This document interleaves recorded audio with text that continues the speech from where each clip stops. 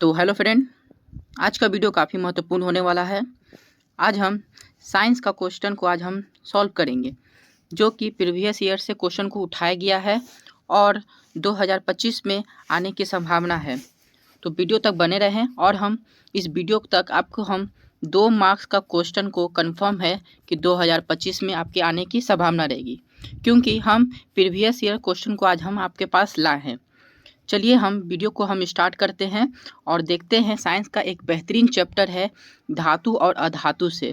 इससे आपको कंफर्म है कि आपके 2 क्वेश्चन आ जाएंगे। चलिए वीडियो क्वेश्चन को हम हल करते हैं, जो कि 2 नंबर आपको हम 2025 में लाने वाले हैं। चलिए वीडियो को हम स्टार्ट कर रहे हैं।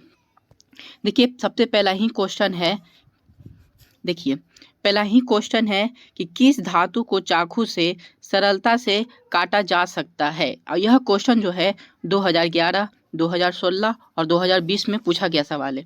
देखिए धातु को चाकू से काटा जा सकता है, वो भी आसानी से। यदि कौन धातु है आपसे पूछा जा रहा है जो चाकू से काटा जा सकता है, तो याद रखिएगा सोडियम को हमेशा चाकू से काटा जा सकता है, क्योंकि यह बहुत मुलायम होता है। चलिए अगला क्वेश्चन की तरफ चलते हैं। अब देखिए, अब पूछा गया है सोडियम की परमाणु संख्या क्या है।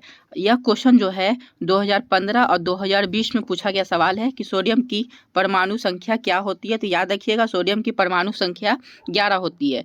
यदि आप बिहार बोर्ड मैट्रिक 2025 की तैयारी कर रहे हैं तो आपसे हम एक निवेदन करेंगे कि आप पीरियोडिक टेबल जो है आप 1 से लेकर 20 तक आप रिवीजन कर कर आप एग्जाम में जाएं, क्योंकि 1 से 20 के अंदर से आपसे 1-2 क्वेश्चन आपको पीरियोडिक टेबल से ही मिल जाएगा।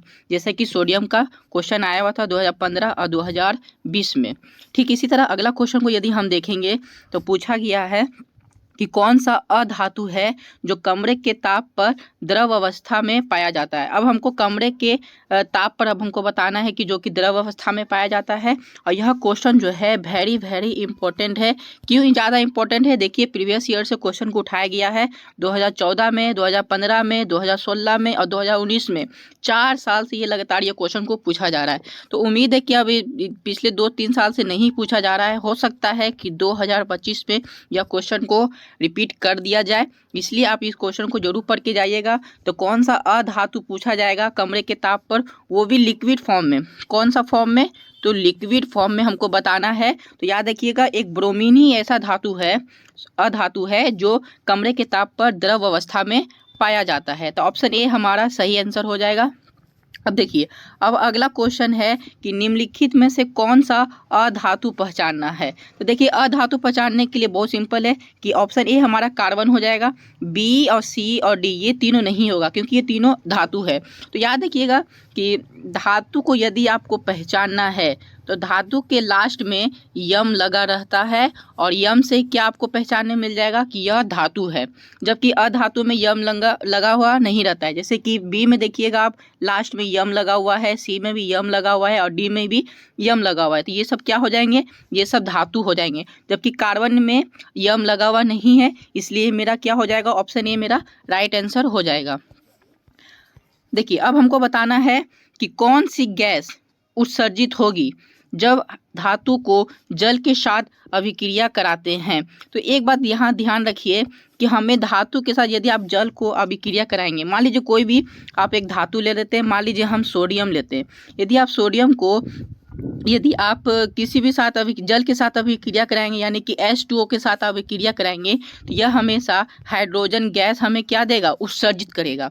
इसीलिए आप याद रखिएगा कि सोडियम को यदि आप जल के साथ यानी कि धातु को जल के साथ अभिक्रिया कराएंगे तो ये हमेशा हाइड्रोजन गैस को क्या करेगा? उत्सर्जन करेगा। तो इसलिए हमारा ऑप्शन सी क्या हो जाएगा?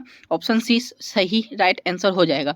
तो आपसे क्वेश्चन में घुमा कर भी पूछ सकता है कि यदि गैस को या धातु को जल के साथ अभिक्रिया करा रहे हैं, धातु को जल के साथ अभिक्रिया कराएंगे तो कौन सा गैस निकलेगा? तो हाइड्रोजन गैस निकलेगा। ऑक्सीजन तो कभी उत्सर्जित होगा ही नहीं, याद रखिएगा। और कार्बन डाइऑक्साइड बहुत नशीली गैस होती है, और नाइट्रोजन तो कभी बनेगा नहीं, क्योंकि वो हीलियम में एक तरह का हल्का गैस होता है। इसलिए आप हमारा ऑप्शन सी हाइड्रोजन सही हो जाएगा। अब इसी तरह अगला क्वेश्चन को यदि हम देखेंगे कि सोडियम की संयोजकता कितनी होती है। अब देखिए हमको सोडियम की संयोजकता बताना है, यानी कि सोडियम का हमको वैलेंसी बताना है कि वैलेंसी कितना होता है। अब वैलेंसी कितना होता है तो यह हमको निकालने के लिए अब परमाणु संख्या यानी एटॉमिक नंबर में आप चैप्टर पढ़े होंगे। किसी भी एटम का यदि हमको संयोजकता निकालना है तो उसका सूत्र होता है 2n² होता है। ये एक सूत्र है, ये फार्मूला है, ये भी बार बार रिपीट होता है कि किसी भी एटॉमिक मास का यदि हमको बाह्यतम कक्षा में यदि सूत्र निकालना है तो उसका फार्मूला बताइए तो 2n² हो जाएगा। इससे हम किसी भी सेल में हम इलेक्ट्रॉन की संख्या को निकाल सकते हैं और जो लास्ट में बचता है वही मेरा उसका क्या होता है, वैलेंसी होता है। तो चलिए उसको हम निकाल के देखते हैं कि सोडियम जो है, सोडियम का उसका संकेत Na होता है और इसका 11 होता है परमाणु संख्या और परमाणु भार होता है 23। यदि इसका हम निकालेंगे वैलेंसी तो पहला कक्षा में 2 सेल होता है तो 2 हो जाएगा, दूसरे कक्षा में 8 सेल हो जाएगा। अब बचा कितना, 2 और 8 कितना हो गया 10, और 10 में और यहाँ हमको लाना है कितना 11, तो एक मेरा इसमें इलेक्ट्रॉन आ जाएगा। यही मेरा क्या हो जाएगा, यही मेरा हो जाएगा वैलेंसी, वैलेंस इलेक्ट्रॉन। संयोजकता को हम वैलेंस इलेक्ट्रॉन भी बोलते हैं, इसलिए हमारा ऑप्शन ए क्या हो जाएगा, राइट आंसर हो जाएगा कि सोडियम की संयोजकता कितनी होती है, ए होती है। ये जो प्रोसेस है ना आपको याद करने की जरूरत नहीं है, ये प्रोसेस निकलता कैसे है वो आपको ध्यान में रखना है कि Na23 इसका हो जाएगा परमाणु भार और 11 हो जाएगा इसका परमाणु संख्या। ठीक है, उसी तरह अगला क्वेश्चन को यदि हम देखेंगे, अगला क्वेश्चन है कि पित्तल क्या है। अब हमको बताना है कि पित्तल क्या है। यह क्वेश्चन भी देखिए 2015 और 2016 में पूछा गया क्वेश्चन है। हम उन्हीं क्वेश्चन को यहाँ पे लाए हैं जो प्रीवियस ईयर से आपको क्वेश्चन को बार बार रिपीट करता है। किस चैप्टर से, तो धातु और धातु से, क्योंकि धातु और धातु एक ऐसा चैप्टर है जो आपको 2 मार्क्स और 3 मार्क्स आपको कन्फर्म है कि आपको बिहार बोर्ड मैट्रिक एग्जाम में दे के ही जाता है। इसलिए अब अगला क्वेश्चन आया है कि पित्तल क्या है। याद रखिएगा कि पित्तल एक तरह का मिश्र धातु है। पित्तल में बहुत सारा धातु का मिश्रण होता है, इसलिए एक तरह का यहाँ पे मेरा मिश्र धातु होगा, यानी कि ऑप्शन सी हमारा सही हो जाएगा। देखिए अगला क्वेश्चन है कि केरोसिन में डुबाकर किस धातु को रखा जाता है। देखिए एक क्वेश्चन तो आपको उसमें आ जाएगा कि किस धातु को चाकू से काटा जा सकता है, तो सोडियम हो जाएगा। और किस धातु को केरोसिन में डुबा कर रखा जाता है, तो देखिए सोडियम ही हो जाएगा। इसमें भी आंसर सोडियम होगा। सोडियम में 2 संकेत हो गया। पहला क्या है, सोडियम को जिसे हम Na से लिखते हैं, इसे हम केरोसिन में भी डुबा कर रखते हैं, केरोसिन में भी डुबा के रखते हैं। अब प्लस इसका वैलेंसी कितना होता है, 1 होता है, और इसका परमाणु संख्या कितना होता है, 11 होता है। सोडियम से 3 सवाल होंगे। एक सवाल सोडियम से और बनता है कि इसे हम चाकू से भी हम क्या कर सकते हैं, काट सकते हैं, यानी कि सोडियम से 4 केस बनता है और 4 में से एक कंफर्म है कि एक क्वेश्चन आपको देखने को मिलेगा 2025 में। इसलिए आप सोडियम के बारे में 4 चीज़ जरूर जान के जाइए कि सोडियम की संयोजकता 1 होती है, इसका परमाणु संख्या 11 होता है, इसे केरोसिन में डुबाकर रखा जाता है और इसे हम चाकू से आसानी से हम काट सकते हैं। इसलिए इसका आंसर हो जाएगा सोडियम, ऑप्शन ए। अगला क्वेश्चन को तरफ हम बढ़ते हैं कि लोहा को जिंक से लेपित करने की क्रिया को हम क्या कहते हैं। यह क्वेश्चन भी क्या है, वेरी वेरी इंपॉर्टेंट है। 2013 में क्वेश्चन पूछा गया है कि यदि हम लोहा को जिंक से यदि हम लेपित करेंगे, यानी कि लोहा को हम देखते हैं जंग लग जाता है, लोहा को यदि जंग लग जाता है उस पर हम क्या करते हैं, पेंट कर देते हैं। यदि लोहा को यदि जंग लगने से हमको यदि बचाना है, अर्थात उसका संक्षारण करना है, तो उसको हम पेंट करते हैं। और यदि लोहा को यदि हम उसके ऊपर पेंट कर दिए तो उस क्रिया को हम क्या करते हैं, गैल्वनीकरण करते हैं। उस क्रिया को क्या कहते हैं, हम गैल्वनीकरण कहते हैं, यानी कि ऑप्शन बी हमारा सही आंसर हो जाएगा। अब देखिए, अब लोहा के बारे में पूछा गया तो लोहा के बारे में एक और क्वेश्चन आ गया कि लोहा की परमाणु संख्या क्या है, तो लोहा की परमाणु संख्या 26 है। अब बोलिएगा कि अभी आपने बताया था कि एटॉमिक नंबर 1 से लेकर आप 20 तक क्वेश्चन को परमाणु संख्या याद कर लीजिए। देखिए 1 से 20 के बीच में आपको कम से कम आपको सोडियम के बारे में, पोटेशियम के बारे में आपको पता होना ही चाहिए। कभी कभी आपको क्लोरीन का संयोजकता भी पूछ लेता है, लेकिन कभी कभी क्या होता है ना कि आपको लोहा का परमाणु संख्या पूछ देता है। ये अब केस में अपवाद है, कभी कभी पूछ देता है, लेकिन सोडियम के बारे में ये फेवरेट क्वेश्चन होता है बिहार बोर्ड वार्ड के लिए, इसलिए आप सोडियम को जरूर पढ़ के जाइएगा।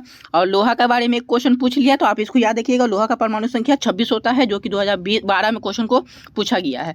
अब देखिए अगला क्वेश्चन है, देखिए क्लोरीन के बारे में चर्चा कर रहे थे, क्लोरीन आ गया है कि क्लोरीन की संयोजकता कितनी होती है।